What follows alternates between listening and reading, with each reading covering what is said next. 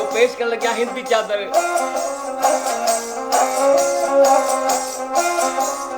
नी मैं चादर कड़दी नी गिणी तोपे पावा,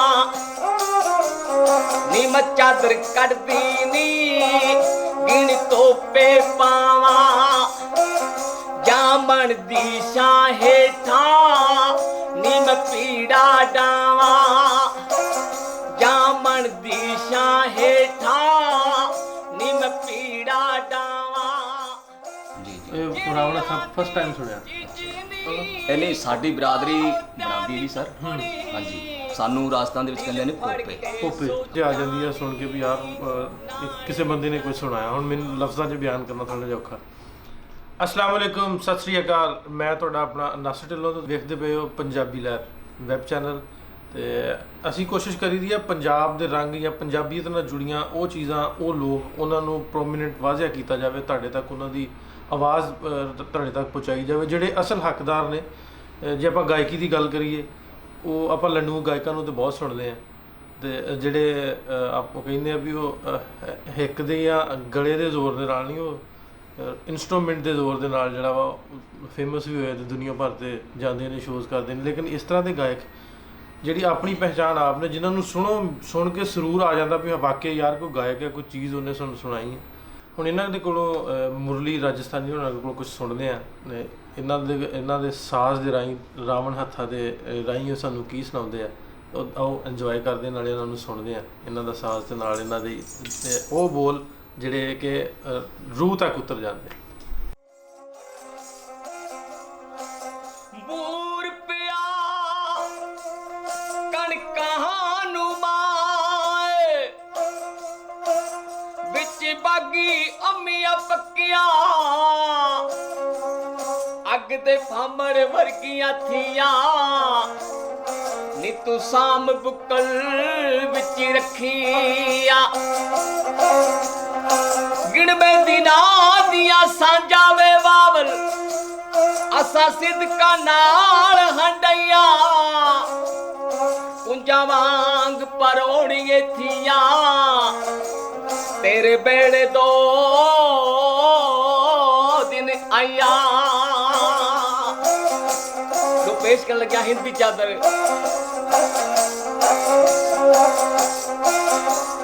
ਨੀ ਮੈਂ ਚਾਦਰ ਕੜਦੀ ਨੀ ਗਿਣੀ ਤੋਪੇ ਪਾਵਾ, ਨੀ ਮੈਂ ਚਾਦਰ ਕੜਦੀ ਨੀ ਗਿਣੀ ਤੋਪੇ ਪਾਵਾ, ਜਾਮਨ ਦੀ ਛਾਂ ਹੇਠਾ ਨੀ ਮੈਂ ਪੀੜਾ ਡਾਵਾ, ਜਾਮਨ ਦੀ ਛਾਂ ਹੇਠਾ ਨੀ ਮੈਂ ਪੀੜਾ ਡਾਵਾ। ਚਿੜੀਆਂ ਦੀ ਚੀਚੀਨੀ ਤੋਤਿਆਂ ਦੀ ਟੁਕੜੀ, ਦਿਲ ਫੜ ਕੇ ਸੋਚਾਂ ਨੀ ਨਾਲੇ ਸ਼ਰਮਾਵਾਂ, ਦਿਲ ਫੜ ਕੇ ਸੋਚਾਂ ਨੀ ਨਾਲੇ ਸ਼ਰਮਾਵਾਂ।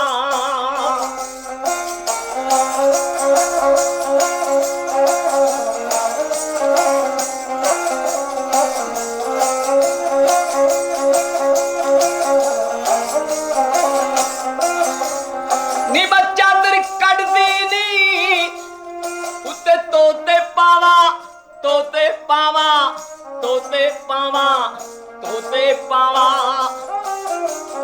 ਨੀ ਮੈਂ ਚਾਦਰ ਕੱਢਦੀ ਨੀ ਉੱਤੇ ਤੋਤੇ ਪਾਵਾ, ਥਨ ਹੁਸਨ ਜਮਾਨੀ ਨੀ ਮਾਮਾ ਠੰਡੀਆਂ ਛਾਵਾਂ, ਫਿਕਰਾਂ ਵਿੱਚ ਡੁੱਬਿਆ ਨੀ ਮੇਰਾ ਬਾਬਲ ਭੋਲਾ, ਉਸ ਚਿੱਟੀ ਪਗੜੀ ਨੂੰ ਕਦੇ ਦਾਗ ਨਾ ਲਾਵਾਂ, ਉਸ ਚਿੱਟੀ ਪਗੜੀ ਨੂੰ ਕਦੇ ਦਾਗ ਨਾ ਲਾਵਾਂ।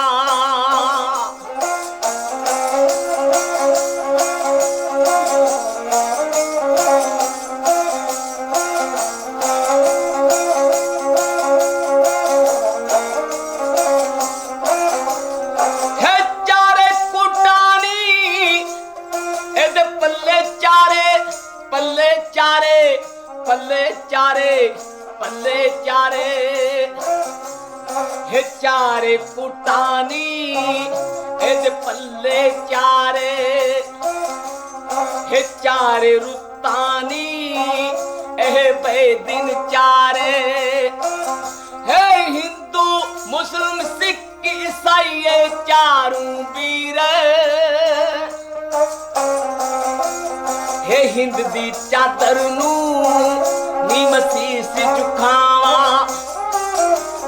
हे हिंद दी चादर नू नी मसीस झुकावा हे हिंद दी चादर नू नी मसीस झुकावा।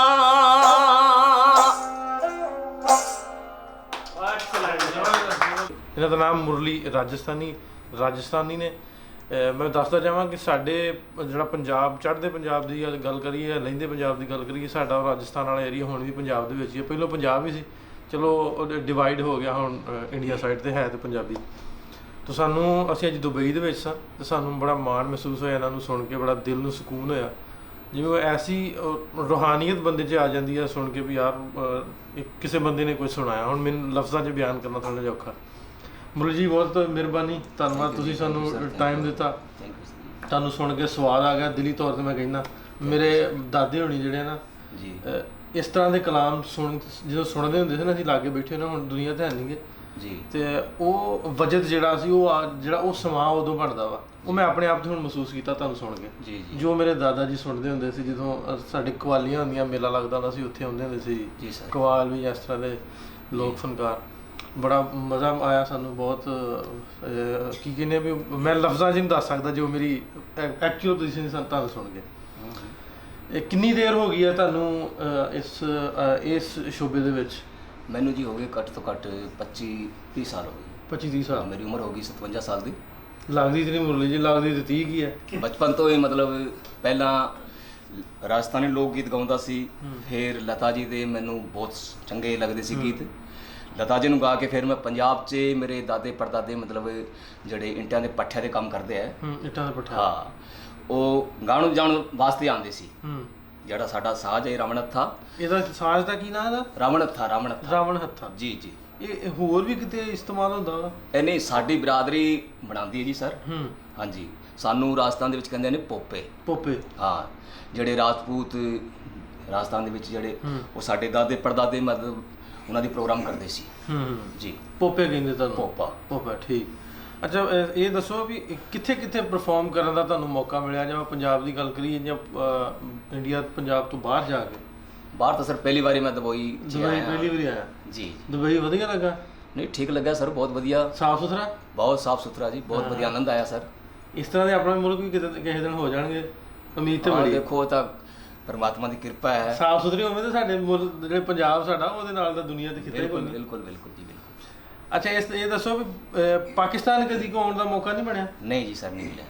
ਤੇ ਕਿਵੇਂ ਦਾ ਕਦੇ ਆਪਣੇ ਵੱਡਕਿਆਂ ਕੋਲੋਂ ਕੋ ਸੁਣਿਆ ਹੋਵੇ? ਪਹਿਲਾਂ ਜਦੋਂ ਸਾਂਝਾ ਸੀ ਪਾਕਿਸਤਾਨ ਦੀ ਜਾਂ ਪੰਜਾਬ ਦੀ ਗੱਲ ਕਰੀਏ, ਪਹਿਲਾਂ ਤਾਂ ਹਿੰਦੁਸਤਾਨ ਇੱਕ ਹੀ ਸੀ, ਇੱਕੋ ਹੀ ਸੀ। ਜਿਵੇਂ ਤੁਸੀਂ ਆਖਿਆ ਵੀ ਹਿੰਦੂ, ਸਿੱਖ, ਮੁਸਲਮ, ਈਸਾਈ, ਹਾਂ, ਚਾਰੋਂ ਵੀਰੇ ਇਸ ਹਿੰਦੀ ਚਾਦਰ ਨੂੰ ਮੈਂ ਸੀਸ ਝੁਕਾਵਾਂ। ਹਾਂਜੀ, ਬਿਲਕੁਲ। ਵਾਹ, ਕੀ ਬਾਤ। ਇਹ ਤੁਹਾਨੂੰ ਪਾਕਿਸਤਾਨ ਦੇ ਵਿੱਚ ਜੇ ਆਪਾਂ ਗੱਲ ਤਾਂ ਕਰੀਏ, ਪੰਜਾਬ ਦੇ ਵਿੱਚ ਕਿਹੜਾ ਦਿਲ ਕਰਦਾ ਵੀ ਮੈਂ ਸ਼ਹਿਰ ਵੇਖਾਂ? ਨਹੀਂ, ਸ਼ਹਿਰ ਤਾਂ ਸਾਰੇ ਹੈ, ਹੁਕਮ ਹੋਊਗਾ, ਤੁਸੀਂ ਹੁਣ ਬੁਲਾਓਗੇ ਸਾਨੂੰ, ਸਾਨੂੰ ਬਹੁਤ ਖੁਸ਼ੀ ਹੈ। ਜਿਵੇਂ ਅਸੀਂ ਦੁਬਈ 'ਚ ਆਏ ਹਾਂ, ਸਾਨੂੰ ਬੜੀ ਖੁਸ਼ੀ ਹੈ। ਰੁਪਾਣਾ ਸਾਹਿਬ ਲੈ ਕੇ ਆਏ ਨੇ ਸਾਨੂੰ, ਬਹੁਤ ਬੜੀ ਖੁਸ਼ੀ ਹੈ। ਬਾਕੀ ਜੇ ਤੁਸੀਂ ਬੁਲਾਓਗੇ ਜ਼ਰੂਰ ਆਵਾਂਗੇ ਸਰ। ਕਿਉਂ ਨਹੀਂ, ਅਸੀਂ ਤੁਹਾਨੂੰ ਹੁਣੇ ਸੱਦਾ ਦੇ ਦਿੱਤਾ, ਬੁਲਾਵਾਂਗੇ ਨਹੀਂ, ਤੁਹਾਨੂੰ ਲੈ ਕੇ ਆਵਾਂਗੇ ਤੋੜ ਪੂਰੇ ਭਾਰ ਨਾਲ। ਬਹੁਤ ਬਹੁਤ ਧੰਨਵਾਦ ਤੁਹਾਡਾ ਸਰ। ਅੱਛਾ, ਇਹ ਦੱਸੋ ਮੁਰਲੀ ਜੀ, ਜਿਸ ਤਰ੍ਹਾਂ ਆ ਲੋਕ ਸਾਜ਼ ਜਾਂ ਜਿਹੜਾ ਤੁਸੀਂ ਜਿਸ ਤਰ੍ਹਾਂ ਵਜਾਉਂਦੇ ਜੀ, ਮੈਂ ਅੱਗੇ ਵੀ ਦੱਸਣਾ ਵੀ ਇਸ ਤਰ੍ਹਾਂ ਬਹੁਤ ਘੱਟ ਹੁਣ ਪੰਜਾਬ ਦੇ ਵਿੱਚ ਰਹਿ ਗਈ, ਰੀਤ ਰਹਿ ਗਈ ਹੈ। ਤੁਹਾਡੇ ਖਾਨਦਾਨ ਦੇ ਕਿੰਨੇ ਕੁ ਲੋਕ ਨੇ ਜਿਹੜਾ ਇਸ ਤਰ੍ਹਾਂ ਗਾਇਕੀ ਨਾਲ ਜੁੜੇ? ਰਾਜਸਥਾਨ ਦੇ ਵਿੱਚ ਮਤਲਬ ਸਾਡੇ ਲੋਕ ਹੈਗੇ ਜੇ। ਹੁਣ ਜਿਹੜੀ ਪੰਜੀਰੀ ਹੈ ਜਿਹੜੀ ਨਵੀਂ, ਉਹ ਇਸ ਕੰਮ ਨੂੰ ਛੱਡ ਕੇ ਜਾ ਰਹੀ ਹੈ, ਛੱਡਦੇ ਆ ਬੱਚੇ ਜਿਹੜੇ ਅੱਜ ਕੱਲ੍ਹ ਇਸ ਦੇ ਵਿੱਚ। ਅਸੀਂ ਜਿਹੜੇ ਪੁਰਾਣੇ ਬੰਦੇ ਉਹੀ ਮਤਲਬ ਇਹਨੂੰ ਯੂਜ਼ ਕਰ ਰਹੇ ਸਰ। ਉਹ ਇੰਨੀ ਉਹ ਫਾਈਨੈਂਸ਼ੀਅਲ ਜੇ ਆਪਾਂ ਮਾਲੀ ਗੱਲ ਕਰੀਏ, ਪੈਸੇ ਤੇ ਲੈਣਾ ਹਿਸਾਬ ਕਿਤਾਬ ਨਹੀਂ ਕਰਨਾ। ਨਹੀਂ, ਪ੍ਰੋਗਰਾਮ ਨਹੀਂ ਉਹਨਾਂ ਨੂੰ, ਪ੍ਰੋਗਰਾਮ ਨਹੀਂ ਉਹਨਾਂ ਨੂੰ। ਮੰਡੀਰ ਜਿਹੜੀ ਸੁਣਦੀ ਦੂਜਾ ਹਿਸਾਬ ਕਿਤਾਬ। ਬਿਲਕੁਲ। ਤੇ ਪ੍ਰੋਗਰਾਮ ਘੱਟ ਮਿਲਦੇ ਆ? ਪ੍ਰੋਗਰਾਮ ਘੱਟ ਹੈ ਜ਼ਿਆਦਾ ਕਰਕੇ। ਮੈਨੂੰ ਪੰਜਾਬ 'ਚ ਹੀ ਲੋਕ ਪਿਆਰ ਕਰਦੇ ਆ। ਹਾਂ, ਪੰਜਾਬ ਦੇ ਵਿੱਚ north zone culture centre Patiala, ਸਾਡੇ ਅਫਸਰ ਰਵਿੰਦਰ ਸ਼ਰਮਾ ਜੀ ਹੈ, ਜਿਵੇਂ ਰੁਪਾਣਾ ਜੀ ਲਾ ਲਓ, ਜਿਹੜੇ ਜਾਣਕਾਰ ਬੰਦੇ ਉਹ ਹੀ ਮੈਨੂੰ ਬੁਲਾਉਂਦੇ ਆ। ਹਾਂ, ਜਿਹੜੇ ਮਾਣਕ ਸਾਹਿਬ ਨੂੰ ਮੈਂ ਗਾਉਂਦਾ ਘੱਟ ਤੋਂ ਘੱਟ 20-25 ਸਾਲਾਂ ਤੋਂ। ਕੁਲਦੀਪ ਮਾਣਕ ਜਿਹੜੇ ਪੰਜਾਬ ਦੇ ਕਲੀਆਂ ਦੇ ਬਾਦਸ਼ਾਹ। ਹਾਂਜੀ, ਕੁਲਦੀਪ ਮਾਣਕ। ਹੁਣ ਇੱਥੇ ਪਾਕਿਸਤਾਨ ਦੇ ਵਿੱਚ ਜੇ ਆਪਾਂ ਗੱਲ ਕਰੀਏ, ਇਸ ਤਰ੍ਹਾਂ ਦੀ ਗਾਇਕੀ ਮੈਂ ਸੁਣੀ ਹੈ ਬਾਬਾ ਫਜ਼ਲ ਦੇ ਕੋਲੋਂ। ਇਸ ਤਰ੍ਹਾਂ ਦੇ 3-4 ਹੋਰ ਪਾਕਿਸਤਾਨ ਪੰਜਾਬ ਦੇ ਵਿੱਚ ਗਾਇਕ ਹੈ ਨੇ ਜਿਹੜੇ ਇਸ ਤਰ੍ਹਾਂ ਗਾਉਂਦੇ ਨੇ। ਉਹਨੂੰ ਪਤਾ ਨਹੀਂ ਯਾਰ, ਉਹ ਤਾਂ ਤੁੰਬੀ ਦੇ ਨਾਲ ਰਾਵਣ ਜਿਹੜਾ ਮੈਂ first time Ravan first time ਸੁਣਿਆ। ਤੇ ਮੁਰਲੀ ਜੀ ਬਹੁਤ ਆਨੰਦ ਆਇਆ, ਸਵਾਦ ਆਇਆ। ਹੁਣ ਟਾਈਮ ਦੇ ਥੋੜਾ ਜਿਹਾ ਸ਼ਾਰਟੇਜ, ਆਪਾਂ ਤੁਹਾਨੂੰ ਐਡਵਾਂਸ ਸੱਦਾ ਦੇ ਦਿੱਤਾ ਵਾ। ਇਸ ਵਾਰੀ ਜੇ ਹੋ ਸਕਿਆ ਵੈਲ ਐਂਡ ਗੁੱਡ, ਨਹੀਂ ਤੇ ਅਗਲੇ ਪ੍ਰੋਗਰਾਮ 'ਤੇ ਤੁਹਾਨੂੰ ਪਾਕਿਸਤਾਨ ਜ਼ਰੂਰ ਸੱਦਾਂਗੇ। ਇਹਨਾਂ ਦੀ ਪਹਿਚਾਣ ਜਿਹੜੀ ਵਾ ਉਹ ਕੋਸ਼ਿਸ਼ ਕਰਾਂਗੇ ਕਿ ਉੱਧਰ ਤੇ ਹੈ ਹੀ ਆ, ਪਾਕਿਸਤਾਨ ਦੇ ਵਿੱਚ ਵੀ ਇਹਨਾਂ ਨੂੰ ਲੋਕ ਜਾਣਨ, ਵੇਖਣ ਤੇ ਮੁਹੱਬਤ ਦੇਣ। ਕਿਉਂਕਿ ਇਸ ਤਰ੍ਹਾਂ ਦੇ ਆਰਟਿਸਟ ਨੇ ਜਿਹੜੇ, ਉਹਨਾਂ ਦੇ ਨਾਲ ਹੀ ਆਪਾਂ ਦੋਵੇਂ ਪੰਜਾਬਾਂ ਨੂੰ ਵੀ, ਦੋਵਾਂ ਮੁਲਕਾਂ ਨੂੰ ਵੀ ਜੋੜਿਆ ਜਾ ਸਕਦਾ, ਕਿਉਂਕਿ ਇਹਨਾਂ ਦੀ ਰਾਹੀਂ ਆਵਾਜ਼ ਜ਼ਿਆਦਾ ਲੋਕਾਂ ਤੱਕ ਪਹੁੰਚ ਸਕਦੀ ਹੈ। ਸੋ ਕੋਸ਼ਿਸ਼ ਕਰੀਦੀ ਹੈ ਵੀ ਇਹਨਾਂ ਮੁੱਦਿਆਂ 'ਤੇ ਇਹਨਾਂ ਲੋਕਾਂ ਨੂੰ ਲੈ ਕੇ, ਪੰਜਾਬ ਦੇ ਇਕੱਠ ਨੂੰ ਲੈ ਕੇ, ਪੰਜਾਬ ਦੀ ਸਾਂਝ ਨੂੰ ਲੈ ਕੇ, 47 ਤੋਂ ਪਹਿਲਾਂ ਜਿਹੜੀ ਸਾਂਝ ਸੀ ਉਹਨੂੰ ਲੈ ਕੇ, ਉੱਤੇ ਦੁਬਾਰਾ ਆਸਰੇ ਨੂੰ ਉਹਨੂੰ ਬਹਾਲ ਕਰਨ ਦੀ, ਉਹਦੀ ਤਕਮੀਲ ਵਿੱਚ ਥੋੜ੍ਹਾ ਜਿਹਾ ਹਿੱਸਾ ਪਾਉਣ ਦੀ ਕੋਸ਼ਿਸ਼ ਕਰੀਦੀ ਹੈ। ਮਿਲਦੇ ਹਾਂ ਫਿਰ, ਰੱਬ ਰੱਖਾ।